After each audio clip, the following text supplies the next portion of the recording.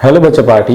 In previous class हमने देखा था example number 2 of chapter number 7 alternating current. In this class बच्चों हम देखने वाले एग्जांपल नंबर 3, बट नोट करिए एग्जांपल नंबर 3 जो है वो थोड़ा सा कॉन्सेप्ट बेस्ड क्वेश्चन है, तो अच्छे से ध्यान देना, काफी मजा आएगा बच्चों आपको। तो चलिए जल्दी से स्टार्ट करते हैं एग्जाम्पल नंबर 3 को। बच्चा पार्टी क्वेश्चन कह रहा है lamp is connected in series with a capacitor. अब देखिए बच्चों यहाँ पे क्या किया गया है, एक लैंप लिया है और उस लैंप को एक कैपेसिटर के साथ सीरीज में कनेक्टेड किया गया है। Predict your observation for DC and AC connection, what happen in each case if the capacitance of the capacitor is reduced। अब देखिए बच्चों हमें यहाँ पे एक साथ 2-3 क्वेश्चंस के बारे में पूछ लिया गया है, तो हम क्या करेंगे, बारी बारी से क्वेश्चंस को आंसर देंगे। सबसे पहले नोट करते point number A. Point number ये था कि capacitor connect with DC supply. ठीक है बच्चों, capacitor connect with DC supply. चलिए बच्चों, तो अब मैं क्या कर रहा हूं भाई, हमने ले लिया एक बल्ब के साथ हमने अटैच कर दिया सीरीज में कैपेसिटर को, और कैपेसिटर को बच्चों हमने जोड़ दिया एक डीसी सप्लाई के साथ। कनेक्ट है बच्चों, ऐसी हमारी ड्राइंग बन गई, आप यहाँ पे देख सकते हो। अब क्या होगा बच्चों कि अगर मैं कैपेसिटर को किसी डीसी सप्लाई के साथ अटैच करता हूं, तो बच्चा पार्ट यहाँ पे देखिए, यहाँ पे बैटरी की दोनों प्लेट्स होती है, एक पॉजिटिव प्लेट एक नेगेटिव प्लेट। तो जैसे यहाँ से करंट सप्लाई होना स्टार्ट करेगा तो ये जो कैपेसिटर है बच्चों वो क्या होगा, चार्ज होना स्टार्ट हो जाएगा। तो इनिशियल केस में जब तक कैपेसिटर चार्ज होता रहेगा तब तक जो ये बल्ब है वो प्रज्वलित नहीं होगा, यानी कि रोशनी नहीं देता होगा, ऑन नहीं होगा। और जब ये कैपेसिटर जो है वो पूरी तरीके से चार्ज हो जाएगा बच्चा पार्टी, देन आफ्टर क्या करेगा कि ये कैपेसिटर जो है वो करंट प्रोड्यूस करना शुरू करेगा, और करंट प्रोड्यूस करेगा तो बैटरी के पोटेंशियल का अपोज करेगा, और बैटरी के पोटेंशियल के अपोज के कारण इस सर्किट में कोई करंट पास नहीं होगा। तो इन शॉर्ट हम कह सकते हैं कि जो कैपेसिटर होता है बच्चों ऑलवेज डीसी करंट को ब्रेक कर देता है। राइट, नोट कर लीजिए अच्छे से कि कैपेसिटर जो है वो ऑलवेज डीसी करंट को ब्रेक कर लेता है, यानी कि कोई करंट पास आउट नहीं होने देगा, और करंट पास आउट नहीं होगा तो यहाँ पे ये जो बल्ब है वो ऑन नहीं होने वाला। ठीक है, ऑन सिचुएशन में नहीं आएगा।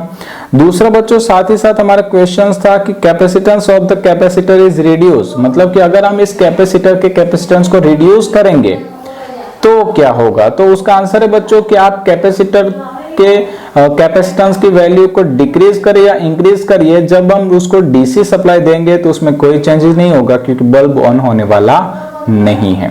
राइट है। चलिए अब बच्चों हम बात करेंगे सेकंड केस की। सेकंड केस हमारा ये था कि capacitor connect with AC supply. ठीक है, कैपेसिटर को अब बच्चे लोग हम कनेक्ट करने वाले एसी सप्लाई के साथ। तो बच्चों देखिए मैं उसकी ड्राइंग बना रहा हूं। ये हो गया हमारा बल्ब, ये आ गया वापस हमारा कैपेसिटर। कैपेसिटर के साथ हमने अटैच कर दिया एक एसी सप्लाई को। देखिए मैंने ड्राइंग अच्छे से बना दी है। यहाँ पे ये जो सिंबल्स है वो एसी सोर्स का है। ठीक है बच्चों, तो अच्छे से नोट कर लिए। डीसी सोर्स के लिए आपको इस प्रकार की सेल ड्रॉ करनी है, बैटरी ड्रॉ करनी है, एसी सप्लाई का सिंबल ऐसा होता है। तो अब देखिए बच्चों, जब हम कैपेसिटर को किसी एसी सप्लाई के साथ कनेक्ट करते हैं तो यहाँ पे जो कैपेसिटर है उसका एक रेजिस्टेंस होता है, उस आर्बिट्ररी रेजिस्टेंस बोला जाता है, जिसका नाम है कैपेसिटिव इंडक्टेंस। ठीक है, कैपेसिटिव इंडक्टेंस। तो अगर मैं कैपेसिटिव इंडक्टेंस की बात करूं बच्चों तो उसका सिंबल होता है एक्सी, और उसका फॉर्मूला होता है 1/ωc।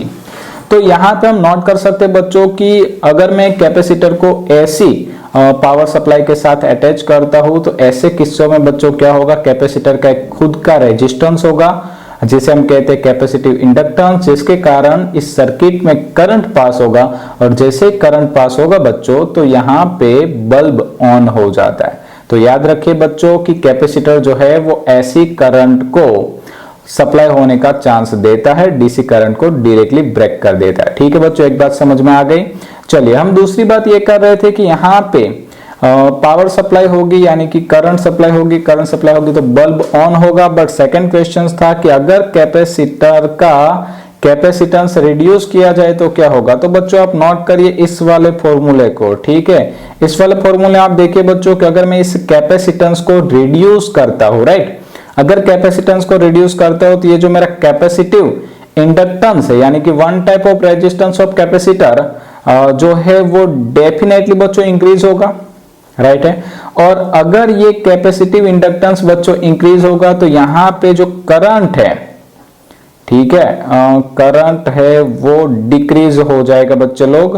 और करंट बच्चों अगर डिक्रीज होगा तो डेफिनेटली हम कह सकते हैं कि यहाँ पे जो ये बल्ब की ब्राइटनेस है वो रिड्यूस हो जाएगी, राइट है। तो मैं यहाँ पे नोट कर देता हूं कि ब्राइटनेस इज रिड्यूस, राइट बच्चों, समझ में आया। अगर हम यहाँ पे बल्ब के साथ जो अटैच हुआ कैपेसिटर है उसके कैपेसिटेंस को रिड्यूस करते हैं तो कैपेसिटिव इंडक्टेंस इंक्रीज हो जाएगा। कैपेसिटिव इंडक्टेंस इंक्रीज होगा तो करंट को रिड्यूस करेगा यानी डिक्रीज करेगा, और करंट अगर रिड्यूस हुआ तो बल्ब की ब्राइटनेस भी रिड्यूस हो जाएगी, राइट है बच्चों। आई होप आप लोगों को ये क्वेश्चन अच्छे से समझ में आया था क्योंकि ये थियोरिकल कंसेप्ट था। तो आई विश आपको अच्छे से समझ में आया। इन नेक्स्ट क्लास बच्चों हम मिलेंगे एग्जाम्पल नंबर 4 के साथ। Thank you.